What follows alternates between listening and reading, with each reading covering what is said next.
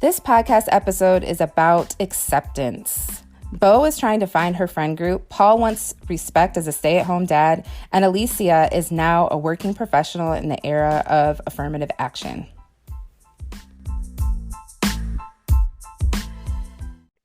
Hey, everyone. This is Shannon and Tarana, and we're getting right into Mix This episode 2 called The Warrior. I love the name, and it's the meaning of my daughter Sloane's name and why we named her that, and so representative of being biracial in the 80s. We had to be warriors.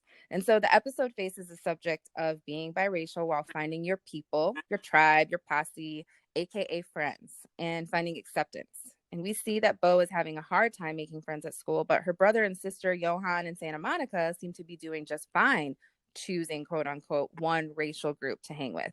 We also have to discuss Bo's dad, Paul, as a stay-at-home dad in the 80s. So odd for the times.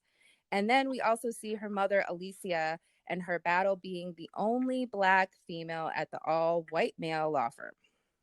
Lots to unpack. As usual, Yep. pleasantly unpack. This is where Mixed Dish gets my vote, Shannon. It takes on so many different forms of otherness while taking on the main topic, of course, of growing up biracial. Alicia and the microaggressions she experiences as a Black female attorney in an all-white male law firm. Paul is a stay-at-home dad. It's this ability of the Mixed Dish writers to tap into all of our sense of otherness or difference that makes the show so universal. Not an easy feat for a sitcom about a heavy taboo topic like race in America. So whether you're just a student of television or a student of racial relations in the U.S., I just highly recommend you check the show out. Yes, so spot on. So let's first talk about relating to Bo with this battle she had in the 80s and 90s, we all had, of choosing, quote unquote, one racial group, be it friends or test forms. As someone who is biracial, we had the unique ability or superpower, rather, to relate to multiple racial groups, even if you identify with one more than the other. But in 1985, as Bo puts it, it was a simpler time.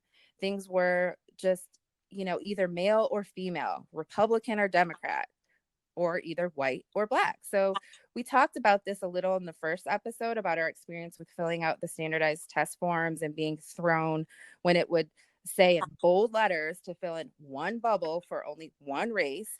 And it felt like we were saying choose it, to me anyways, it felt like it was saying choose one parent you love the most, but choosing other and writing in the blank full description of my racial and ethnic background, or choosing multiple bubbles, no matter what the direction said, I felt liberated because I was such a rule follower, and still I'm a little bit. But for this, I knew I was doing the right thing no matter what the rules said. And I learned that sometimes rules are made to be broken for the first time, because it just, obviously this was new and they're creating boxes that we shouldn't be in, right? Yeah, it's actually a really interesting point that I didn't think about until you mentioned it. That as children, we want people to we want the young people to question, why things are the way they are, because we want them to be innovators. Mm-hmm. And I think we were racial innovators because I definitely question just by on the very fact that my experience was not lining up with what America told me. I was questioning from a very early age what was going on. And like you, I self-identified by drawing my own box. And I really think that this is a key for people who say, everyone in America is mixed race. We're all a mix. We're all rainbow. But if you get to the point where you're on a form and you feel like you're neglecting or denying a part of yourself because you're checking a certain box, I think that's a litmus test, actually. Yeah. Maybe an American who's walked in two lanes in your life. And that's what we're trying to convey here on this podcast. But anyhow, we see Bo get thrown into choosing one race when it comes to having her friends. And it isn't easy for her to make friends as it is. She even makes herself her own friendship bracelet, which her little sister, of course, laughs at, saying she makes me sad. But that's an experience out there, whether it's about race or not. We have to be our own friends, Yeah, and Santa Monica, meanwhile, has this arm full of bracelets. Just yes, very representative popular of the different experiences we have coming of age, right? Mm-hmm. The Mixed writers take the viewers on this journey, really, with choosing sides, as they're either persuaded by Jesse Jackson or Ronald Reagan, the two dominant figures in the 80s, which is also so fun for the show. Just Mm-hmm. 80s political history coming at you, 80s pop culture history coming at you. Right. Ronald Reagan is saying she's a full black, and Jesse Jackson is saying no, she's white. She can only clap on the 1 and the 3, and you just you hear these figures in her head. I mean, it's just a beautiful, colorful show, as we know from the Ish universe.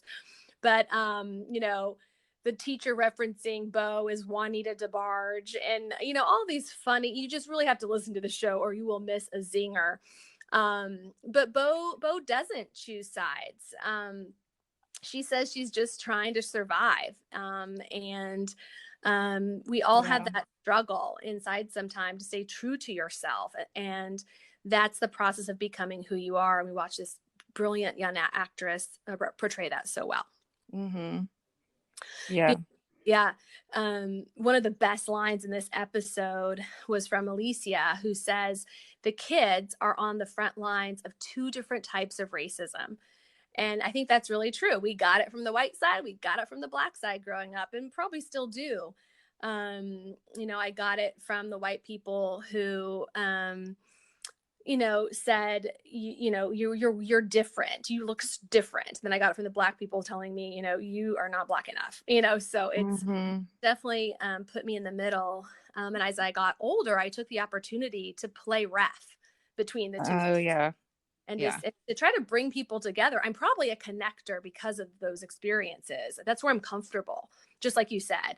And like Bo, who at the end of the episode brings her own table together. That's always my first instinct in the room, is to be that connective tissue for feeling on the outskirts. Yeah, so true. I definitely felt that responsibility my entire life to educate and unite everyone. And instead of uniting everyone, Bo ends up getting kind of caught up and everyone kind of unites against her for a moment. She ends up left out altogether and having no one to call a friend. And I think that can often be the experience of being biracial. Bo's character has a line that says, school's not already hard enough. You expect me to change the world too? I'm 12. I feel you, sister. And I really did feel that self-imposed pressure that if I chose a side to sit with in the lunchroom, for example, one day, I'm making a statement that I'm not friends with the other race. And I wasn't willing to choose that. So I didn't want to take the chance. And now I realize that was ridiculous. But at the time, as a younger teen, I really felt that way, and later learned that if friends cared that much about who I was friends with, that they weren't really a good friend at all. But through middle school and high school, I had a mix of white, black, Latino, Latinx, Chinese, Vietnamese, Japanese, black and white, biracial with Puerto Rican and African American, or Mexican and African American. I just had a mix of these friends, but I wanted to know and understand and truly accept everyone and their experiences. And again, sticking with the theme of other with many of these friendships, but I wanted to know them and just, I think in some way, continue proving to myself that at the end of the day, we have amazing differences in cultures, but also want acceptance. But these weren't just a large friend group. They were a lot of one-off relationships that I had, like individual relationships for the season, and some stayed and some left. So yeah, what were your friend groups like growing up, Toronto? I know Seattle was a little whitewashed, right? Yeah. For where I mean, there's a vibrant Black community in Seattle, but where I grew up in Bellevue, Washington, which was definitely like a sleepy little suburb then. Now it's like home to all these tech giants. I had a really strong peer group. I mean, it was pretty. It was not diverse. I was usually the only brown girl, brown kid, Black kid, whatever. It was a phenomenally strong peer group. It was really more of a consequence of geography, because we all grew up in the same neighborhood and went to the same schools from second grade through high school. Oh, that's nice though. That's Yeah, like a dream childhood, actually. it was. It was, and they're still my friends. But of course, there were experiences that came along with being the only Black girl, in the group, on the soccer field. For the first time, I was called nigger in middle school or elementary school. On the flip side, I had Black peers, who felt like I was too white. But I generally felt really accepted and supported. Some of that changed later in high school. There was definitely a moment when my perception of that comfortable bubble of my friends broke, and we'll get to that later in the podcast. But basically, Bo was asked by a Black girl in her class, are you an Oreo? So, as we all know, perhaps, and if you don't, that's okay. But Oreo means Black on the outside and white on the inside. And Bo was saying, I'm not white on the inside. I'm both on the inside, both on the outside. Thank you so much. I really appreciate her sticking up for herself. She was trying to change the world and unite everyone. Oreo is not so positive of a moniker. Again, you probably know that it insinuates you're denying a part of yourself, or maybe you're even embarrassed by your Blackness. But but it is one of the names in this kind of sea of mixed race people either trying to find names for themselves or others finding names for them. So Tiger Woods was actually really criticized for taking on his own name. He called himself Cablinasian. Remember that? Oh yeah. To Yeah. way of trying to explain that he was Black, Caucasian, and Asian. I thought that was phenomenal, but a lot of people took that as you're denying you're being Black, and that's okay if you have that opinion, but I think we see people who are mixed race trying to self-define over the years, and we watch Rainbow do it. We watch her in action, which is super fun. They're trying not to comply with racial rules in America. And the funny thing is, Tiger made it up, for Tiger's part, he made the Cablinasian response up to that rude question, what are you?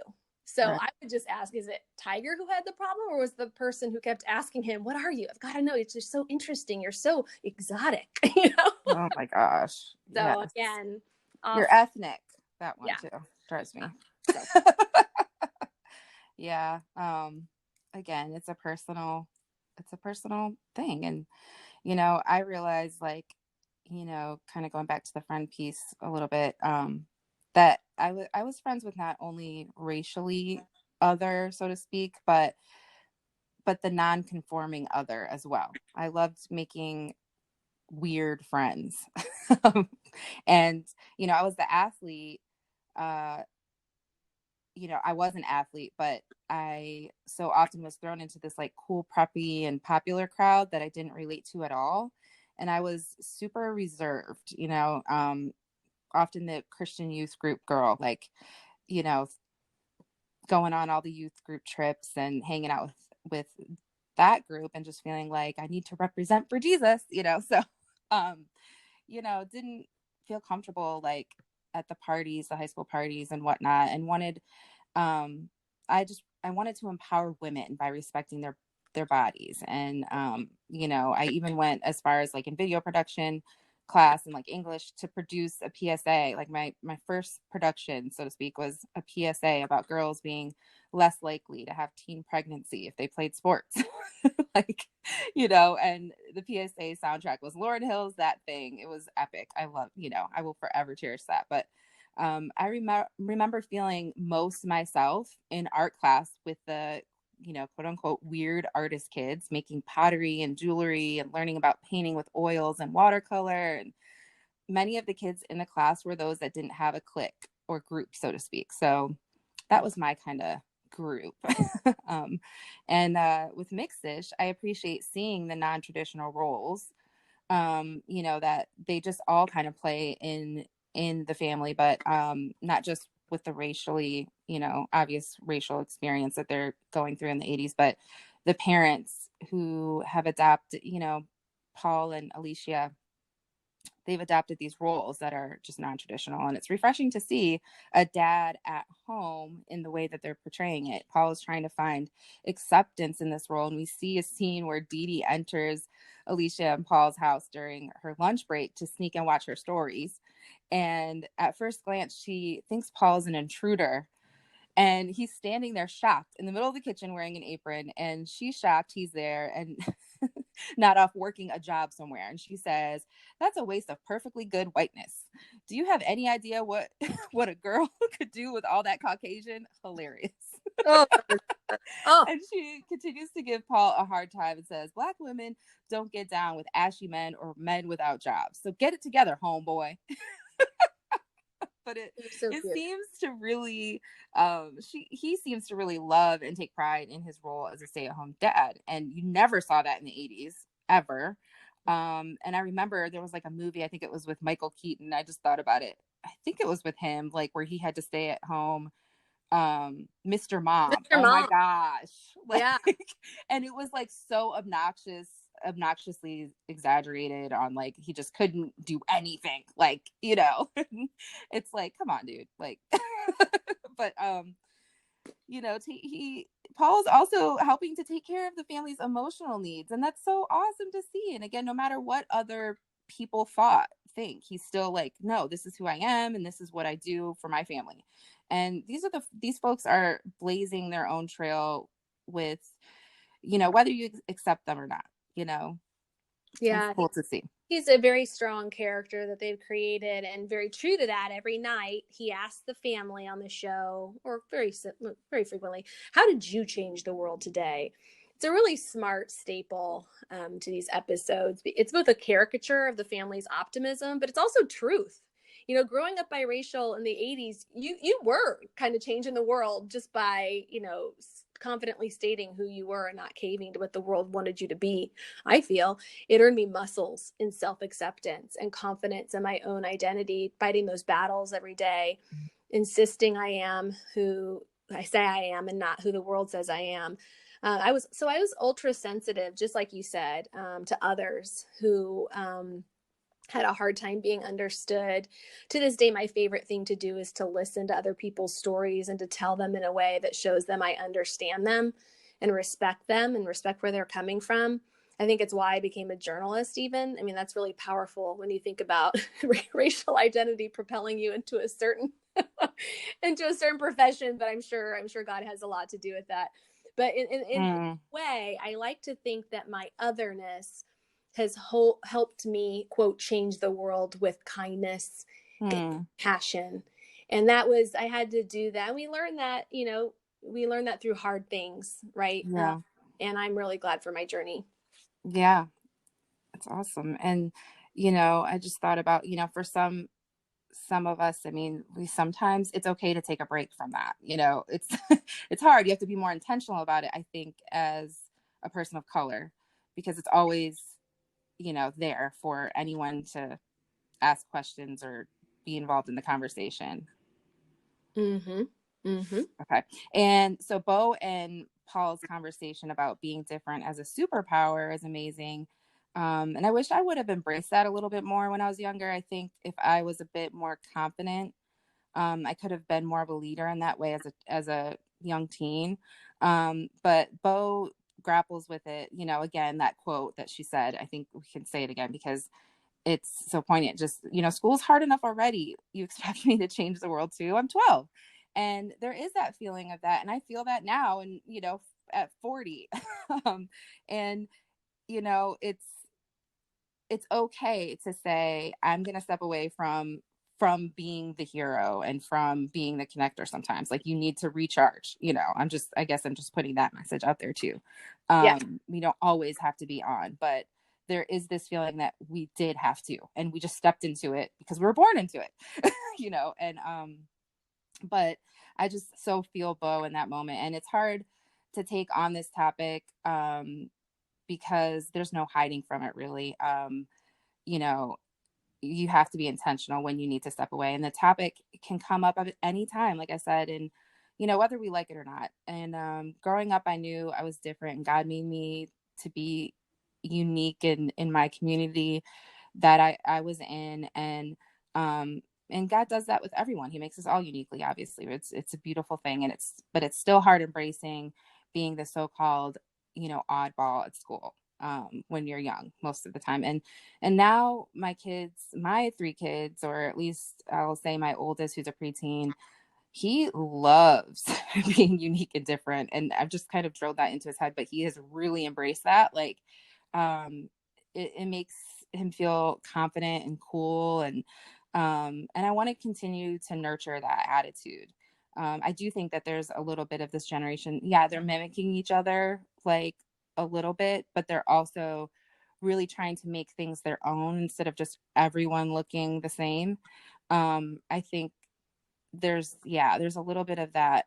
I want to be different. I want to do it a different way. And but it's cool to see that as the kids grow up and their Yeah. experience being different. We're in a different time, all for the better. Mm-hmm. We're, we're, Yeah. we're, we're encouraging our kids to be brave and be themselves. And, again, I think, biraciality is a superpower because it forces you to own that.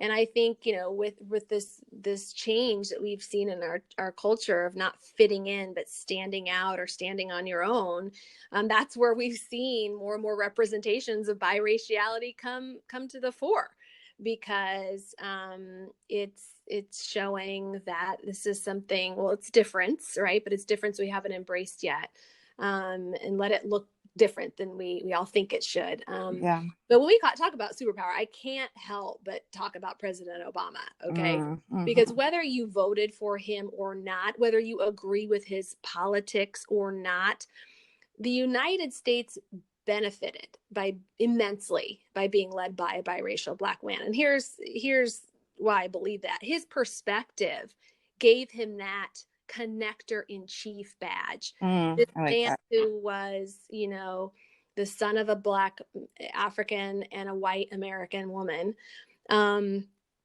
he earned that badge by living life in the middle.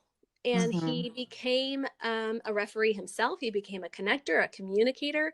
Yeah. And I know the world sees President Obama as a Black man, but you have to believe, as a Black boy raised by a white mom and a racist, and he talks about his racist grandmother, that he earned his chops on both sides of the conversation. Mm-hmm. And I think that's what makes him a very unique leader. Mm-hmm. And as Paul says to Bo, that's being biracial is your superpower. Yeah, that's amazing. And I still very much feel like a connector, and always probably will. And I still do have the desire to see racial reconciliation, and part of the Be the Bridge racial reconciliation ministry has really influenced me and helped me through a lot of tough conversations, that, I thought just when you think you know everything, you just don't. You just really don't. There's always room to learn more about just all these conversations. And I try hard to not get disheartened when white people are okay with being in the same spaces as people of color, but have no interest in making time to talk about or having empathy towards being Black in America and the experience, or racial reconciliation. And then on the flip side, when Black people are exhausted by having to constantly explain themselves to white people and fight for their rights under an oppressive society, rightfully so. But it often feels like every time there is a half step forward, there's about 20 people pulling you back another 100 steps in this conversation, and in just justice in America, and just the racial conversation in America. And that brings us to, one half step discussed in this episode that our nation took starting in, I believe it was coined in the 60s, affirmative action. Alicia is constantly dealing with microaggressions and racism and sexism at work. And people are looking at her thinking the only reason she is working at the firm is because of affirmative action and not on her own merit. And affirmative action is defined as the practice or policy of favoring individuals belonging to groups known to have been discriminated against previously. And JFK coined this term in 1961. And in fact, white women have actually benefited the most from affirmative action, while Black people filled quotas and were seen as incompetent. Alicia's father-in-law, who is Harrison III, who's their boss, often comes over to the house before work, and he says in this episode, "Don't forget, Alicia, we start at a white 9 o'clock." Ugh. What was your experience with affirmative action, Tarana? Oh, affirmative action. Man, so high school, I feel like the debate was really heating up when I was applying to college. You know, that's when I really started questioning who my people really were. Remember, I talked about that bubble bursting a little bit before I went off to college with my friends and feeling like we were a family. I didn't really feel much difference between us until I got into Stanford. Don Fudge. That's amazing. And my white male peer did not. And then overnight, I feel like there was this underlying assumption that I'd gotten in because I was of color and a woman. And this was also when, Prop 209 was going on in California, and it was this huge debate. And, I really felt I needed to stand up for myself and educate people about why these policies were important. Later, now as a young woman, I understand.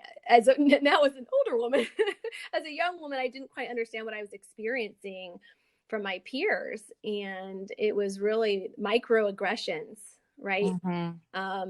Maybe they just didn't know how to explain themselves, or it was an awkward topic for them to address with me because I was Black and they were white. But there was definitely this undertone I got. That I got into Stanford because I was Black or half Black. It couldn't have been on your own merits again. And I've been doing all the same things, and I have to be careful, but I feel like that was, I internalized that some. No one said anything outwardly to me, but that's the whole thing about a microaggression, right? But it was a moment that hurt me deeply. And after growing with this peer group, it pierced some notions that I had.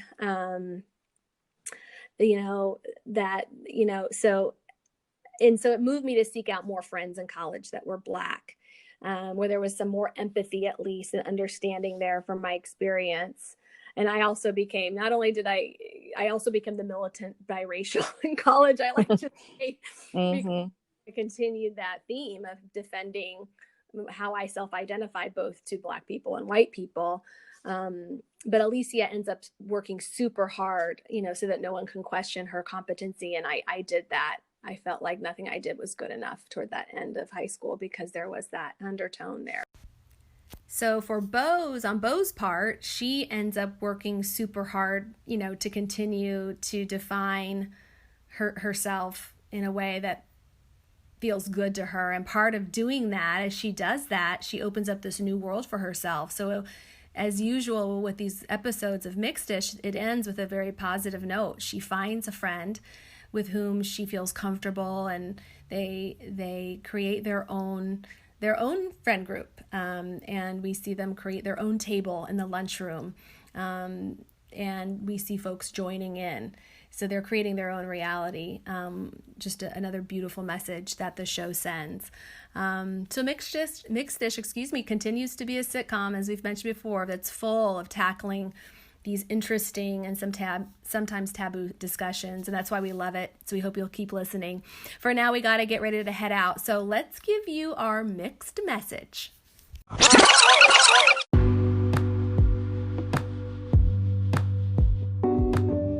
For our mixed message, we're asking, what experiences have you had growing up or otherwise where you were working against the odds to be accepted? Please send us a DM and share with us through our website, mixedlifeatl.com, or find us on social media at mixedlifeatl and share your story with us. We really haven't even tapped into the surface of topics that Mixed Dish tackles this season, like the difference in racial healthcare experiences and how biracial families celebrate the holidays. So make sure you keep listening and share with your friends. Till next time, peace out.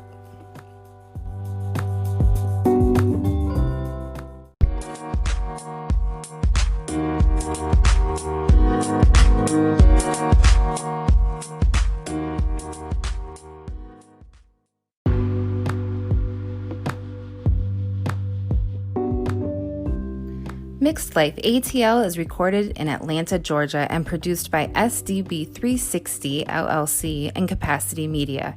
You can hear us wherever mainstream podcasts can be found. For information on how to advertise your business on this podcast, please message us at mixedlifeatl.com.